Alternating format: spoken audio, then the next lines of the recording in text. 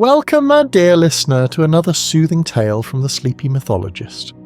Tonight, we travel back to the ancient world, where the seasons weren't explained by science but by story, by gods and goddesses, love and loss, and the changing rhythms of the earth itself. We'll uncover the timeless Greek myth of Persephone, the goddess whose return from the underworld awakens spring each year. This story is filled with wonder, beauty, and a deep sense of cosmic balance, perfect for drifting into a peaceful state of rest. Before we begin, I'd love to know, where in the world are you listening from tonight? Let me know in the comments. Greece, Canada, India, Brazil, South Africa. It's amazing how myth unites us all. Now, close your eyes if you wish, stow your breathing, and let's begin our journey through the sacred story of Persephone and the coming of spring. Long ago, before the modern world, before clocks and cities and machines, the earth was watched over by divine beings whose presence shaped the turning of the seasons, the growth of plants, and the rhythm of life itself. Among these gods one stood apart as the giver of life, the great nourisher of the land, Demeter, goddess of the harvest, grain, and sacred fertility. Demeter was no distant cold deity. She walked among the wild fields, barefoot upon the soil, her golden hair flowing like wheat in the wind. Wherever she stepped, green shoots would burst forth. Trees blossomed at the sound of her voice, the rivers ran cleaner, and the air itself seemed to shimmer with vitality. Farmers revered her not with fear but with love and gratitude. To them she was the mother who provided all, the food that filled their bellies, the fruit that hung from the vine, the golden grain that swayed beneath the summer sun. But even for a goddess so mighty, the greatest treasure of all was not the abundance of her harvest. It was her daughter, Persephone. Persephone was a being of radiant beauty and innocence. She was spring incarnate. Her laughter was like birdsong, her footsteps like dew on fresh grass. The flowers seemed to bloom in her presence, not because of any magic she cast, but because the earth loved her. She was the very spirit of youth, hope, and renewal. To Demeter, Persephone was not just a daughter. She was everything, the center of her universe, the light of her immortal heart. They lived in harmony, mother and daughter, goddess and maiden. Together they would walk the meadows, collect wild herbs, and speak in quiet tones beneath the shade of olive trees. Demeter taught Persephone the names of every plant and the secrets of the soil. In return, Persephone brought joy into her mother's life, a joy so deep that even the other gods in Olympus envied it. The world thrived during these years. Crops grew in abundance, orchards overflowed. No one went hungry, animals multiplied, rivers ran clear, and the skies were bright. Mortals praised Demeter in temples of marble and offered the first sheaves of grain in gratitude. But above all, they sang of the sacred bond between mother and daughter, believing it to be the force behind all the earth's blessings. Yet as the gods know all too well, nothing in the world, no matter how divine, remains untouched by change. Though Persephone was content in her life, and Demeter protective of her joy, a shadow had begun to stir in the depths of the world. The underworld watched. One heart in the dark had felt her presence. A silent longing grew in a place no sunlight reached, and while Demeter basked in the warm light of the living world, something ancient and inevitable was already in motion beneath her feet. But in these early days, before sorrow, before separation, all was light. All was abundance. The world bloomed under Demeter's gaze, and Persephone danced in fields of eternal spring. And so begins the story. The day began like any other. A clear blue sky stretched overhead, and the air was filled with the scent of wild flowers and ripening fruit. Birds sang their morning songs, bees hummed lazily between blossom, and a gentle breeze moved through the tall grass like a whisper from the gods themselves. It was a day of peace, of warmth, of stillness, and it was the last day the world would ever know such innocence. Persephone wandered far from her mother that morning, her bare feet brushing against the soft earth, her fingers trailing through leaves and petals. She loved these moments of solitude, not out of rebellion or boredom, but because she felt alive in the quiet, connected to every growing thing. The trees seemed to nod as she passed. The flowers turned their faces toward her, as though greeting an old friend. Everything bloomed more brightly when she smiled. She was gathering blossoms for a garland, roses, violets, crocuses, and lilies, each one carefully chosen for its colour and fragrance. Her laughter echoed across the meadow as she playfully chased a butterfly, spinning like a child lost in a dream. Time did not exist for her in that moment. There were no worries, no warnings, no hints of danger. Only the sun, the sky, and the sea of flowers waving beneath her. But there, hidden among the petals, lay a flower unlike any she had ever seen. It grew alone near the edge of a grove, as though placed by an unseen hand. Its petals shimmered with an otherworldly light, silver and violet, with veins that pulsed like living veins. It seemed to glow from within, breathing slowly in the shadows. This was the narcissus, a flower not of the upper world, but of the deep, planted not by nature, but by fate, or perhaps by a god. Persephone knelt beside it, her head tilted with curiosity. She reached out, drawn to it not by her senses, but by something deeper, something she could not name. Her fingers brushed the petals, soft as silk and cool to the touch. And then the earth trembled. It was slight at first, like a murmur beneath the soil. Then stronger, a low rumble spread out from the roots of the world, growing louder and deeper. The birds took flight in a flurry of wings. The animals of the meadow scattered. Trees swayed though there was no wind. Persephone stood quickly, eyes wide, her heart pounding in her chest. Before she could run, the earth cracked open beneath her feet. From the chasm came a sound like thunder and flame. A chariot of gleaming obsidian rose from the depths, drawn by powerful black horses whose manes burned like smoke and whose hooves struck sparks from stone. At the reins stood a tall figure cloaked in darkness, his eyes like burning coals beneath a crown of bone. It was Hades, lord of the underworld. He had watched her from afar, silent in his realm of shadows. He had felt her presence, seen her dance, heard her laughter in the wind. And he had fallen, not as mortals fall, but with the consuming desire of a god whose heart had known nothing but solitude and silence for centuries. He reached out with one hand, not cruelly, but firmly, not out of malice, but out of love, twisted by loneliness. Persephone cried out, reaching for the light, but there was no time. In an instant, she was pulled into the chariot. The earth closed behind them with a sound like a sigh, and silence returned to the meadow. The flowers still swayed gently in the breeze, the sun still shone, but Persephone was gone. Far above, Demeter paused.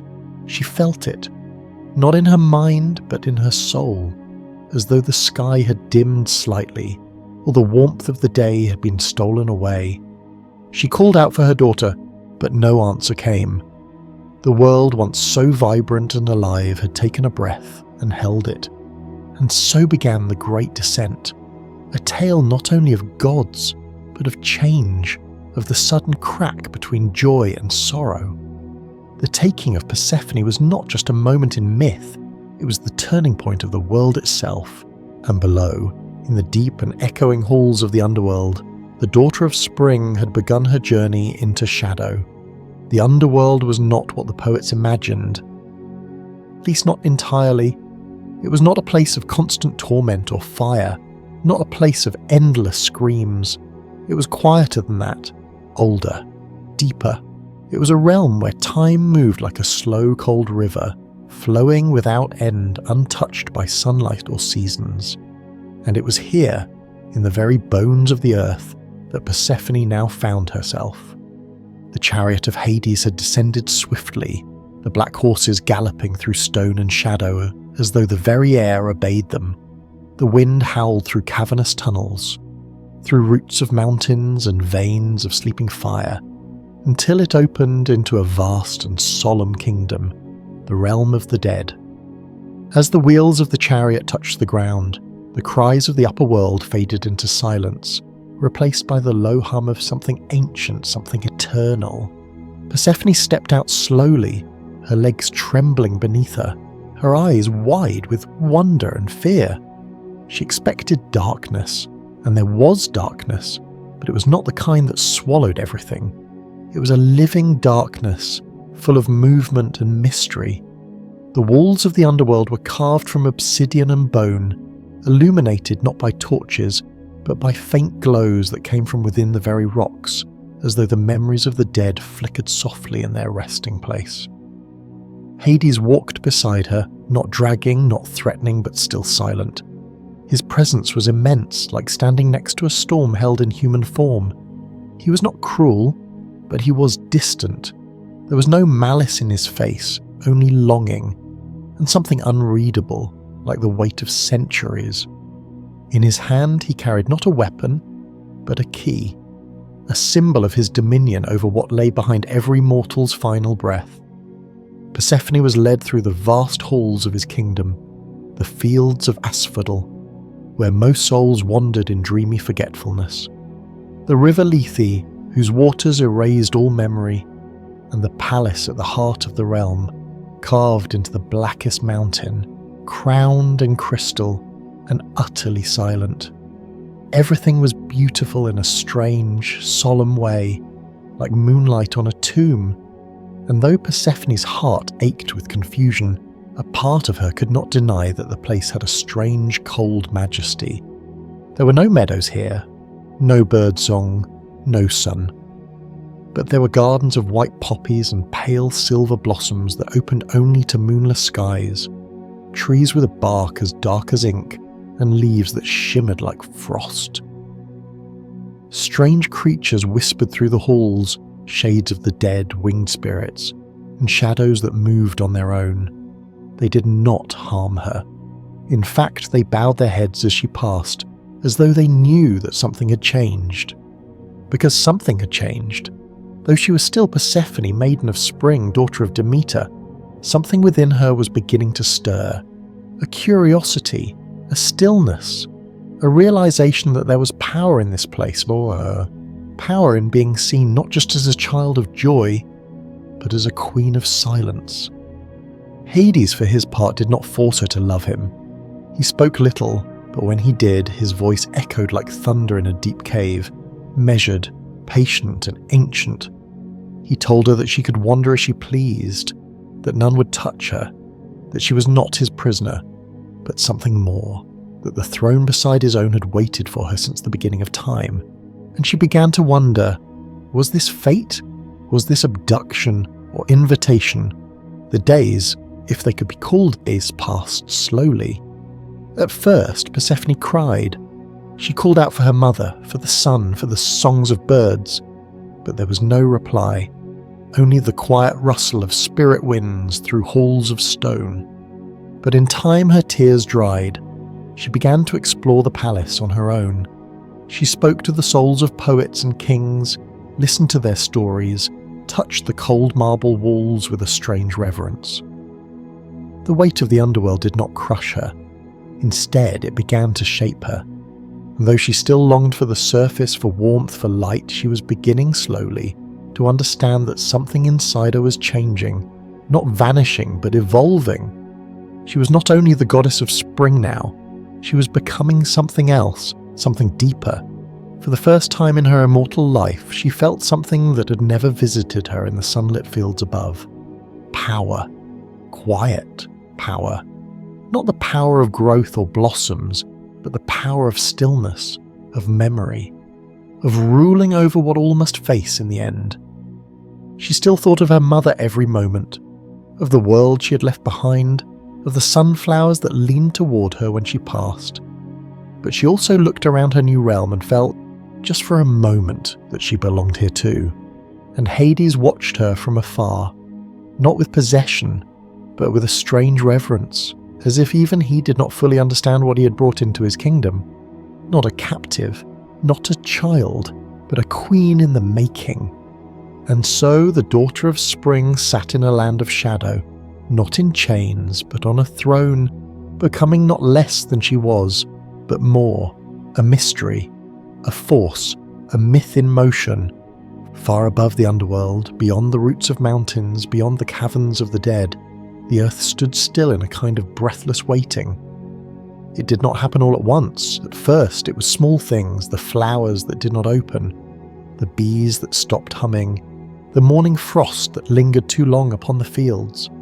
But soon, the stillness spread. Demeter felt it immediately. From the moment her daughter vanished, something deep inside her had fractured. A silence bloomed in her soul, one that no song, no sun, no harvest could lift. She searched the skies, the seas, the forests, and the fields. She called out Persephone's name again and again, her voice echoing across the valleys like the cry of a wild animal. But the air gave no answer, no whisper, no clue, only absence. And as the goddess wandered the world in sorrow, the world itself began to reflect her grief. Where once she had danced through golden fields, Demeter now walked through withered grass. She no longer tended the crops or guided the rains. The wheat bent low with exhaustion. The orchards grew bare. The rivers slowed as though mourning with her. The trees held tight to their fruit and leaves, uncertain of what season they belonged to. Birds grew quiet. Animals fled deeper into forests. The balance had been broken. In her despair, Demeter shed her divine radiance. She took on the appearance of a wandering mortal, aged, weathered, draped in dark robes. No longer the shining mother of spring, she became a shadow moving among the people. She walked from village to village, temple to temple, searching for anyone, god or man, who could tell her where her daughter had gone. But none could. The gods on Olympus, cloaked in clouds and gold, were silent. Some knew, others did not, but none dared interfere. For this was not a simple loss, it was a divine wound, and the gods feared what Demeter might become if denied her child for too long. Time passed, though to a goddess, time does not move like it does for mortals. Still days bled into weeks, and weeks into months, and with every passing moment Demeter's sorrow grew heavier. Her temples, once filled with song and gratitude, became cold and barren. Farmers knelt in the dirt and begged for rain, for sun, for life. But Demeter heard nothing but the silence of her own grief. The earth began to die, fields cracked open under dry winds. The sun, now unbalanced by the missing rhythms of life, scorched the land with unrelenting heat. Then came the cold, sweeping down like a silent army. Frost crept over the soil. Fruit shriveled on the vine. Children went hungry. Elders whispered of curses. Entire harvests failed. And still Demeter searched. She refused Olympus. She refused feasts and comfort. She refused all gods and their golden words. Her spirit had narrowed to a single purpose: find Persephone. Restore her, or let the world burn in her absence. In one small village, she collapsed from exhaustion. Taken in by kind strangers who did not know her true nature, she rested for the first time in weeks. It was there that she sat beside a fire and stared into the flames, not with warmth, but with fury. "How can life go on," she whispered to the fire, "when the heart of the world has been stolen?" Her words carried weight, though those around her did not understand. For she was not just a grieving mother. She was the cycle of growth itself, the heartbeat of the seasons, the sacred breath between seed and bloom. Without Persephone, that breath had stopped. Even the gods began to worry. They watched as humanity weakened, as offerings stopped, as prayers grew desperate. They watched Demeter retreat from the world, and with her, life itself began to fade.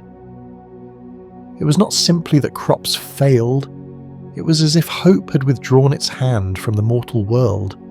Some say that during this time, Demeter stood at the edge of the ocean and threatened to drown the continents.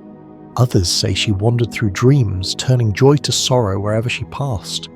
But what all stories agree upon is this: the world was broken without her daughter.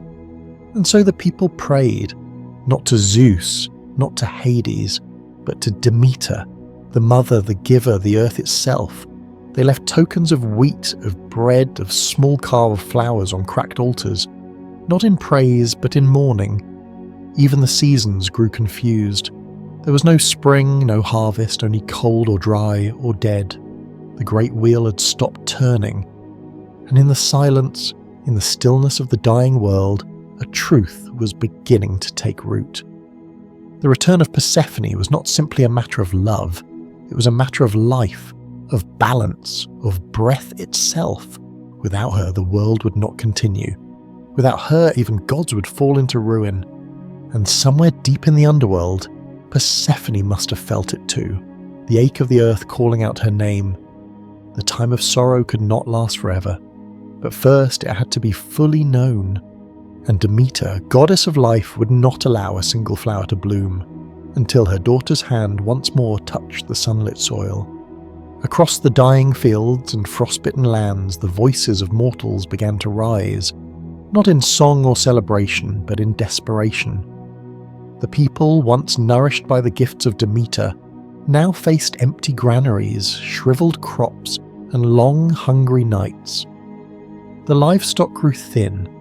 Mothers clutched their children tighter as the cold crept into their bones. Fires were lit, prayers were whispered, and sacrifices made. Not to ask for abundance, but simply for survival. They did not understand fully what had caused the shift. To most, the gods were distant forces, mysterious and unpredictable, but they knew something had changed. The rhythm of the seasons had been broken. Spring had not come. Summer had withered into dust, and autumn had arrived far too soon, carrying with it a bitter chill that did not belong. And so the people turned their eyes upward, to Olympus. They carved statues, lit incense, poured offerings into the earth. Why? They asked the sky. Why have we been abandoned? They pleaded with Zeus, king of the gods, ruler of the storm, protector of order. But no answer came. The halls of Olympus, high above the mortal world, remained quiet for a time. The gods were watching, waiting, calculating, for they knew what mortals did not, that this was not the whim of weather or fortune, but the sorrow of Demeter made manifest. And even Zeus, with all his thunder and might, was uneasy. Because while he ruled the heavens, it was Demeter who ruled the heartbeat of the earth, and she had withdrawn her hand. Still, the cries of the people grew louder. Sacred fires in the temples flickered low, untended by starving priests. The great festivals honouring the gods were cancelled, replaced by grim ceremonies of mourning. If the world were to die, they wanted the gods to hear them first. Eventually, the weight of suffering reached even the golden steps of Olympus. The gods gathered in council, Hera with her sharp eyes, Apollo shining dimly, Artemis silent in the shadows, and Hermes with wings heavy upon his heels. They debated. Some argued that Demeter would soon relent, that her grief would pass like a storm. Others whispered that this was no passing sadness, but a divine refusal, a breaking of the great balance. Only one thing was certain.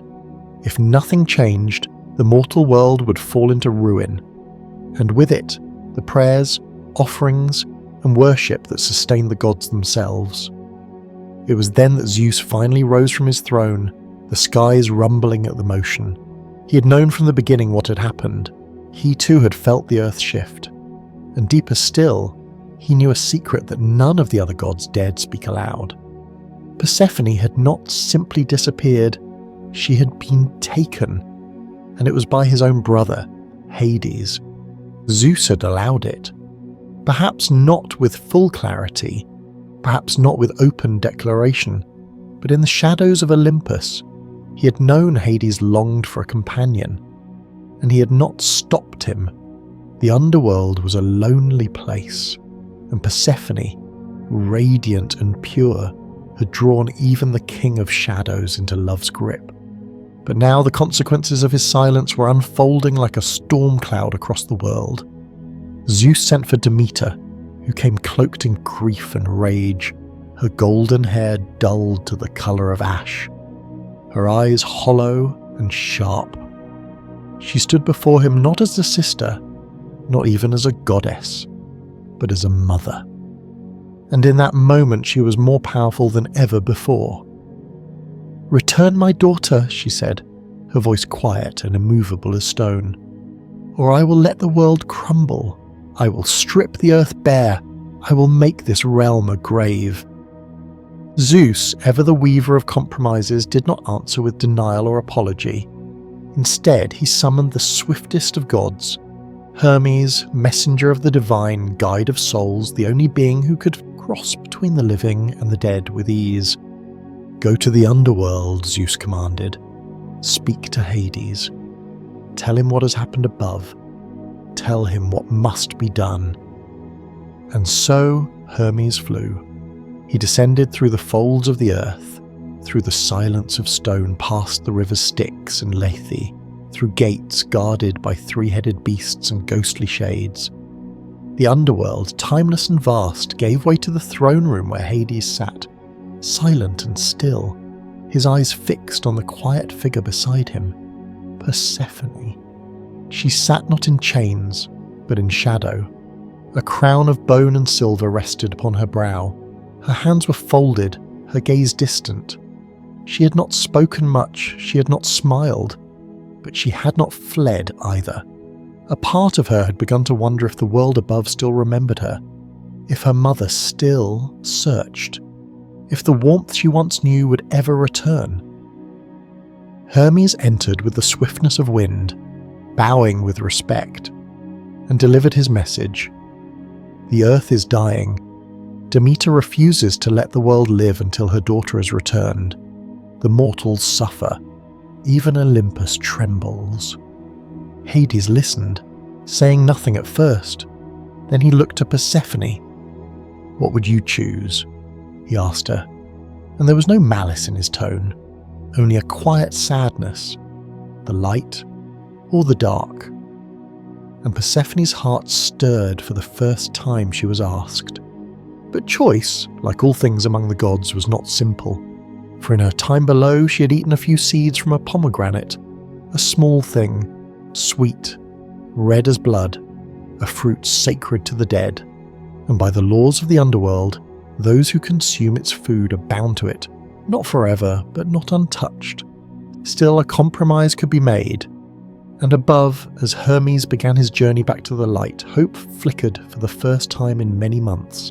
The people, unaware of the deal being formed in the depths of the earth, continued to pray, unaware that their pleas had finally reached the ears of those who held the fate of the seasons in their hands, unaware that soon Persephone would rise again, and with her, the first green shoots of spring.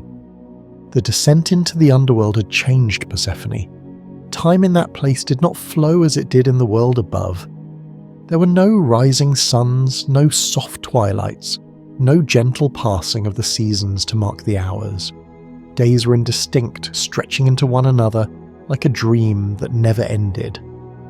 In that suspended stillness, Persephone had wandered the dark halls, spoken to the souls of the dead, and come to understand the silent language of shadows. She had grown quieter, more thoughtful. No longer only the daughter of springtime, she was now something else, something more complex. Her presence brought a strange kind of peace to the underworld, a soft radiance that dulled the pain of the restless dead. Where she walked, even the shadows seemed to soften, as if reminded of sunlight long forgotten. But still, part of her yearned for the world she had left behind.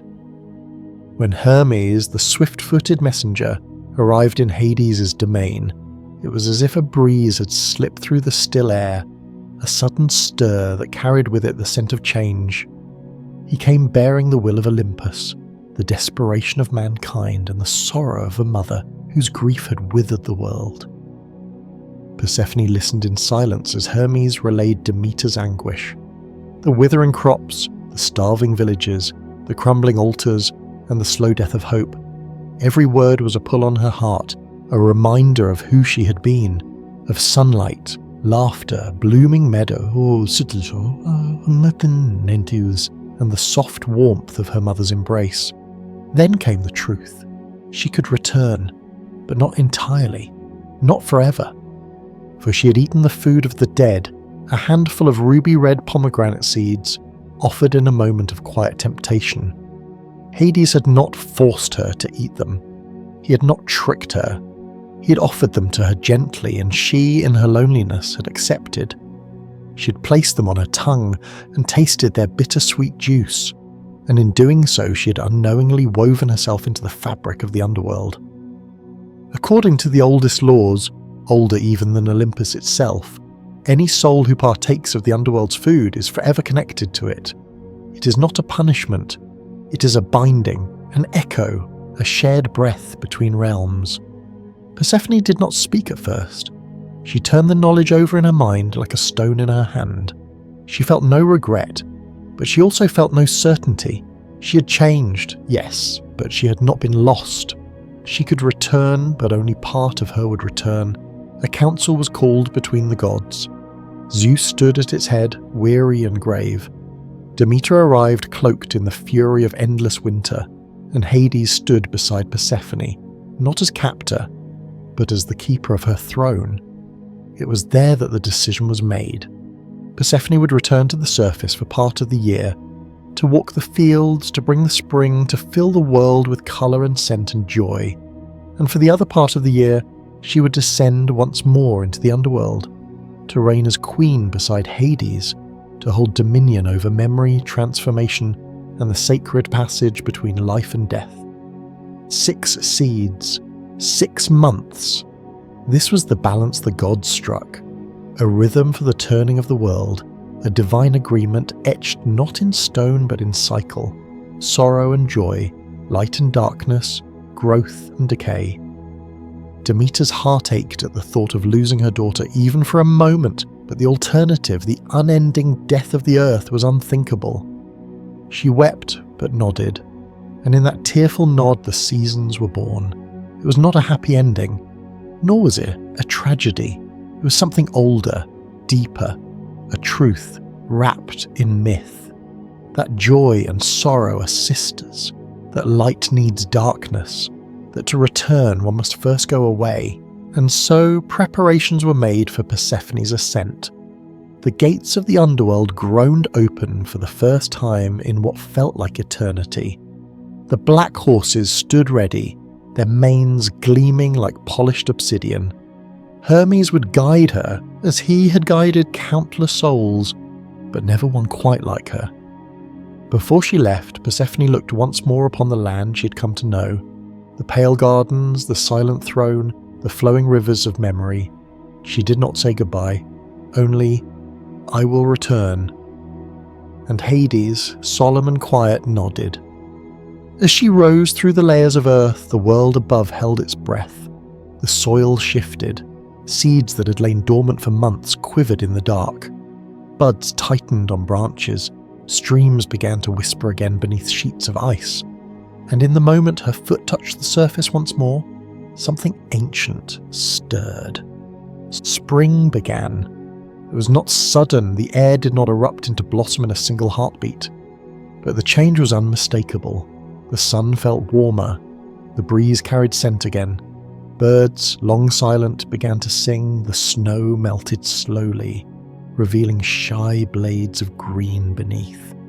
And Demeter, goddess, mother, earth itself, rushed to her daughter's arms.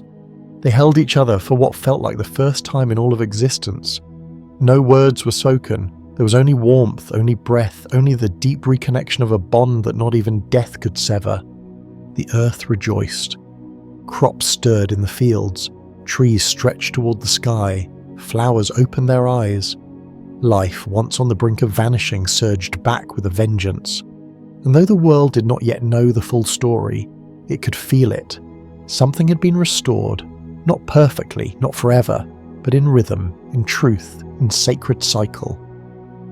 Thus began the Age of Seasons, and thus, year after year, Persephone would rise, and life would follow her.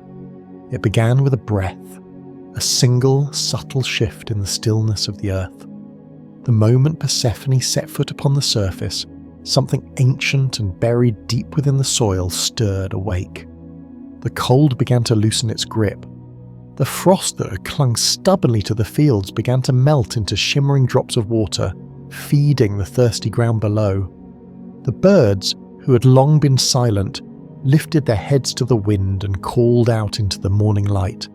The sky, which had been heavy and grey for months, lightened to a soft blue hue, like the opening of an eye after a long and sorrowful sleep. Persephone had returned, and the world itself exhaled in relief. She emerged not as a lost child returning from exile, but as something far more powerful, as a goddess who had walked through darkness and returned changed, with shadows in her gaze and new strength in her step. She was still the daughter of Demeter, still the bringer of spring, but now she was also queen of the underworld, ruler of the hidden, bearer of the secret cycles that tied life to death and death to life again. Wherever she walked, the earth responded. Her footsteps left a trail of new grass. Flowers burst into bloom at her presence, as if they had been waiting just for her. Trees awakened from their long winter slumber and stretched their limbs skyward. Animals emerged cautiously from their burrows, blinking at the sunlight and sniffing the warm air that smelled once more of life. The rivers, long, sluggish and silent, quickened their pace, laughing over stones and carving new paths through the thawing valleys. People rejoiced. Farmers returned to their fields, and seeds, planted in faith during the bitter cold, began to sprout. The first leaves unfurled like tiny hands reaching for the sun. Colour returned to the world, not only in the fields, but in the faces of the people. Children played again in the meadows. Elders sat outside and felt warmth on their skin for the first time in many months. Songs were sung again in village squares, and laughter rang out like the return of a long-lost friend. And Demeter, oh, Demeter, her transformation was as dramatic as the land itself. Where once she had walked the earth in rags, her hair tangled and her face hollow, she now stood in radiant splendour. Her robes were woven from sunlight and green leaves. Her golden hair flowed behind her like ripening wheat. Her eyes, once dimmed by loss, now sparkled with joy and pride. She embraced her daughter again and again, as though to remind herself that she was truly there, that the nightmare had passed. Yet there was also a quiet understanding between them. They both knew that this reunion was not forever. Persephone's return was a gift, but a temporary one. For just as the spring must blossom, so must it give way to the fullness of summer, and then to the slow decay of autumn, and finally to winter's hush. They had learned that life is not one unbroken stretch of joy. It is a cycle, a turning wheel, a dance of departure and return. Still, in this moment, this first spring, the joy was pure. The world celebrated not only new life, but the resilience of love. The myth of Persephone was now etched into the heart of the earth itself.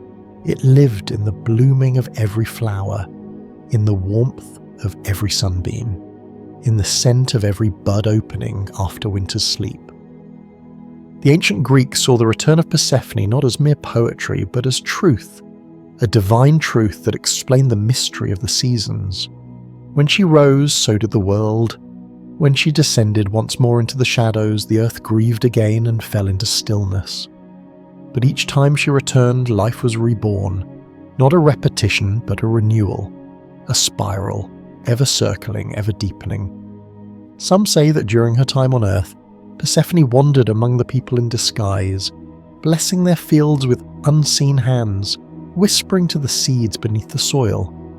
Others believe that she lingered in sacred groves where flowers never faded and the air was always warm. In every myth, one thing remained the same: her presence meant life. And so spring was not merely a season of weather, it was a season of the soul. It reminded all who witnessed it that even after the longest, coldest winter, even after death itself, something could return, something beautiful, something divine. This first spring, the world learned to hope again, and they knew, as long as Persephone returned, the earth would bloom once more. Time passed. The days lengthened, the sun climbed higher in the sky, and the world was rich again with warmth and colour. Under Persephone's presence, the fields flourished. Grain rippled across the plains like golden oceans. Fruit trees bent beneath the weight of their own generosity. Children ran barefoot through fields of flowers, and animals grazed peacefully, unaware of the deeper truths that stirred beneath the surface of life. But just as surely as spring melts into summer and summer fades into autumn, the moment came when the air changed once again. The sun still shone, but its warmth began to feel more distant. Shadow stretched longer across the fields. Leaves, once lush and green, began to blush with hints of gold, crimson, and copper. The earth, so recently awakened, began to grow quiet once more. Persephone felt it first.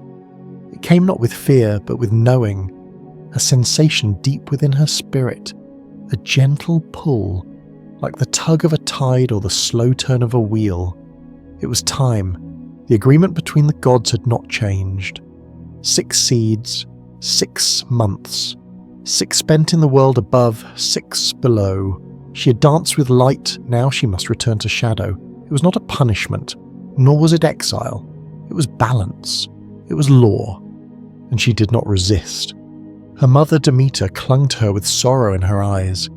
Each farewell was a wound reopened, no matter how many times they had parted before. And though Demeter had come to understand the necessity of Persephone's descent, it never ceased to ache.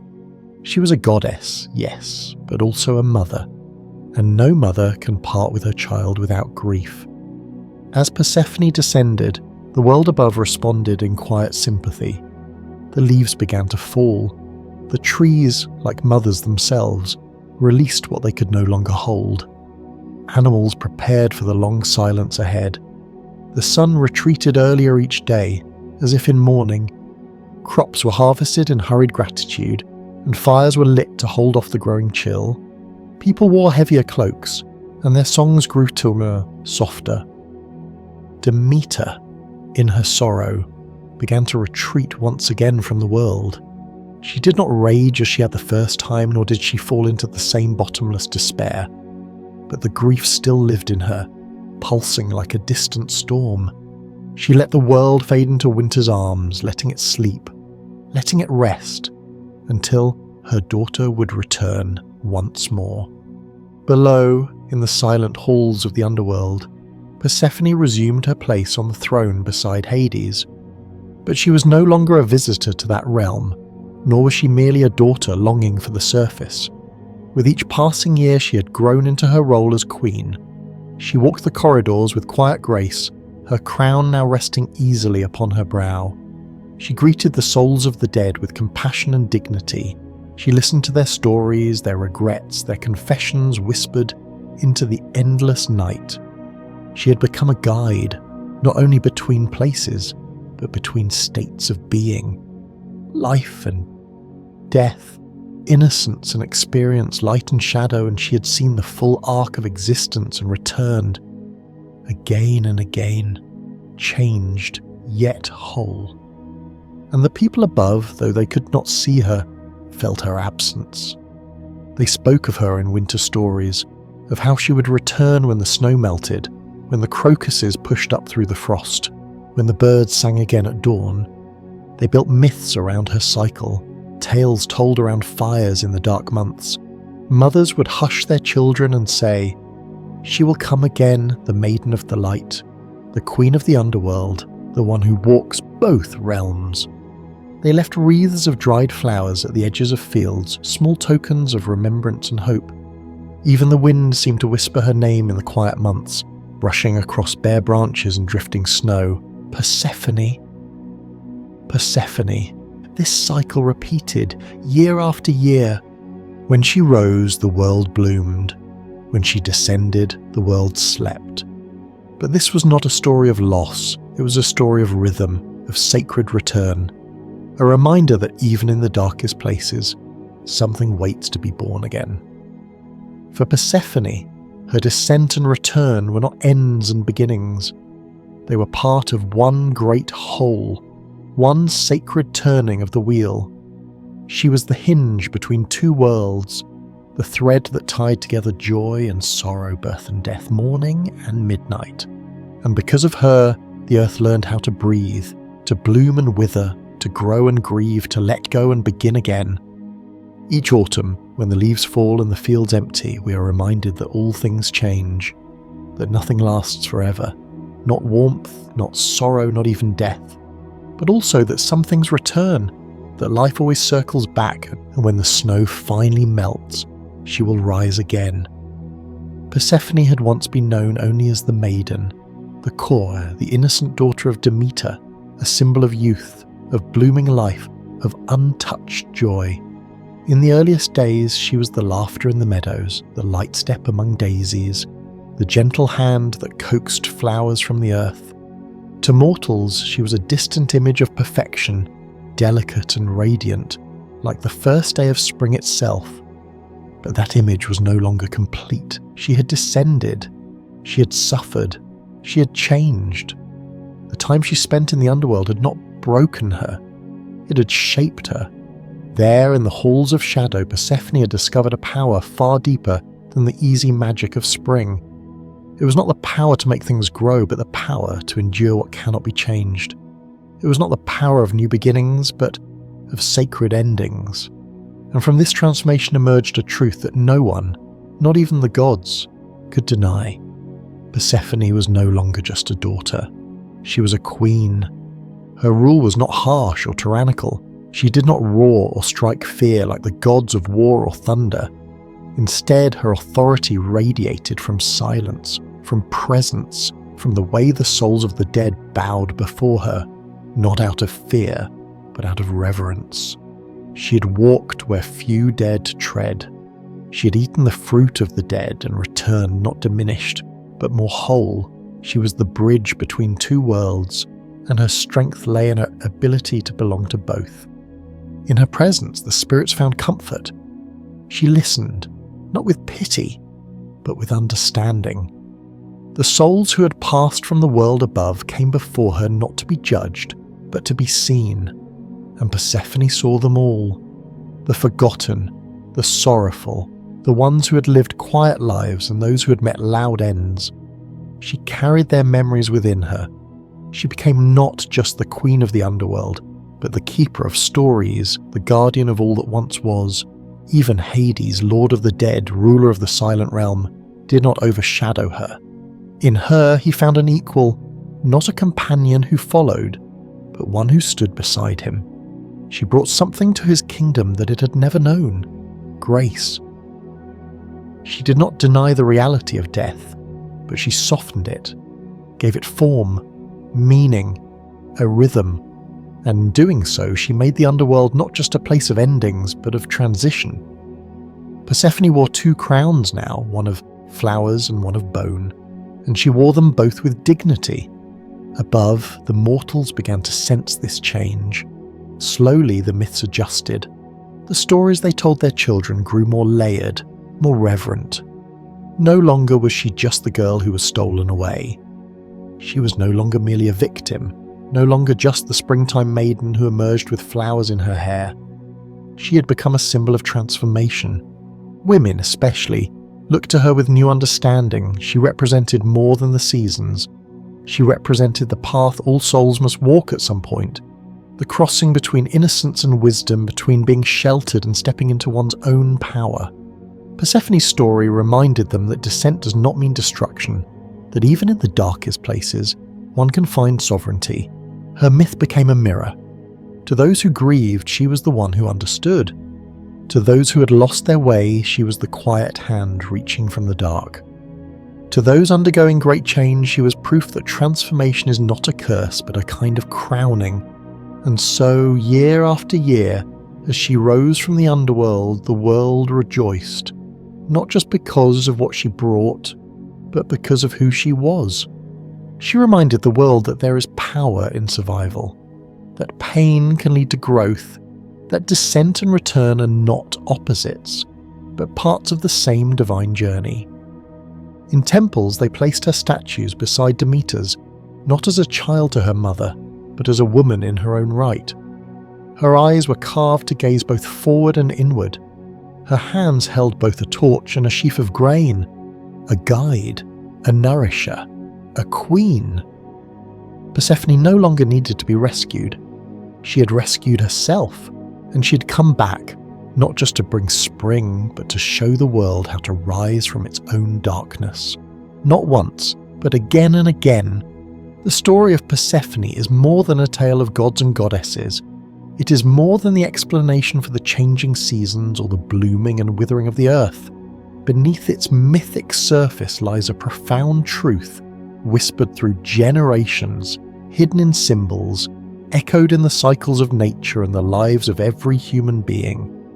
It is a story of descent, of return, and of the mysterious alchemy that transforms loss into wisdom. When we hear the tale for the first time, we may focus on the outer events: a maiden taken from the world, a mother's sorrow, a compromise between Olympus and the underworld.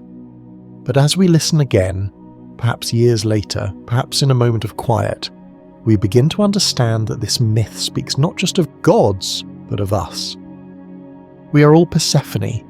At some point in our lives, we are pulled down into a personal underworld, not by a god in a chariot perhaps, but by grief, by fear, by trauma, by change. It may come suddenly, without warning, like the ground cracking open beneath our feet.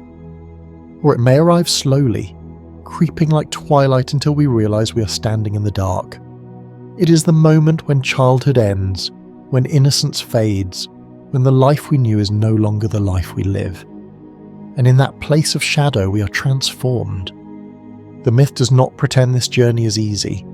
Persephone weeps, Demeter mourns, the world withers, but neither does it tell us the descent is meaningless. In the underworld, Persephone does not remain a victim, she becomes a queen. She finds strength not by escaping the darkness, but by passing through it and learning its language. We too are asked to become something more than what we were before the fall, to shed the delicate innocence of perpetual spring and take on the deeper, quieter power that comes from surviving winter. This is the wisdom at the heart of the myth, that there is a kind of growth that happens only underground, in stillness, in silence, in sorrow. And then, when the time is right, we rise. Not as we were, but as something richer, more whole. We return to the surface with new eyes. The world looks different. The colours seem brighter, the air more alive, because we know what it means to have lost it. Like Persephone, we carry both realms within us, the light of joy and the depth of sorrow, the blooming flower and the seed buried in the soil. We learn to honour the rhythm. Just as the earth turns from spring to summer, from autumn to winter, so too do we pass through seasons of our own. There are times of growth and warmth, and there are times when everything seems bare, cold still. But now we understand that winter is not the end. It is preparation. It is the fertile silence from which life will emerge again. In every return of Persephone, there is a promise that nothing is ever truly lost, that even in death there is memory, that even in grief there is beauty, that even in the darkest depths of the underworld, a new kind of life is waiting to be born. This is why her return brings spring, not just to the land, but to the soul. She is the part of us that knows how to suffer without breaking, the part that can descend into heartbreak, loss, or uncertainty, and still find a way to rise again, crowned in quiet power. She teaches us that healing is not about going back to who we were, but becoming someone new, someone who has lived through the cold and can now bring warmth. That is why the ancient Greeks honoured her, not only because she brought the flowers, but because she brought meaning. She taught them and us that life is not linear. It is a spiral. We fall, we rise, we fall again, and each time we come back with something more, a deeper compassion, a greater understanding, a stronger sense of self. So the next time spring returns, look for her. She is in the first crocus breaking through frostbitten soil. She is in the breeze that smells like earth and rain. She is in your breath when you step out of a hard season and realize you've made it through. She is the smile after sorrow, the light after shadow. She is you, reborn. And so the myth lives on, not just in ancient temples or whispered prayers, but in every soul that has known winter and still dares to bloom.